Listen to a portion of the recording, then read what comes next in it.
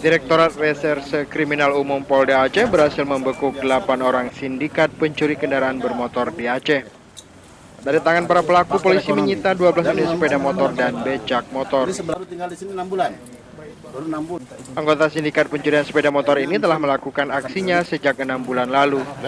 Mereka setidaknya telah menggondol 16 unit sepeda motor maupun becak motor di wilayah Banda Aceh dan Aceh Besar. 4 dari 8 tersangka merupakan penadah. Mereka menjual sepeda motor hasil curian berkisar 500 hingga 1,5 juta. Direktur Reserse Kriminal Umum Polda Aceh Kombes Nur Falah menyebutkan, pembongkaran sindikat pencurian sepeda motor ini setelah anggotanya menyamar sebagai pembeli sepeda motor hasil curian. Menurutnya, pelaku mensasar pemilik kendaraan yang masih belum menggunakan kunci ganda. Adapun lokasi yang dicuri rata-rata di tempat umum seperti rumah sakit, kampus, dan ada juga di pekarangan rumah warga. Dari tangan pelaku, polisi menyita 5 sepeda motor dan 7 becak motor.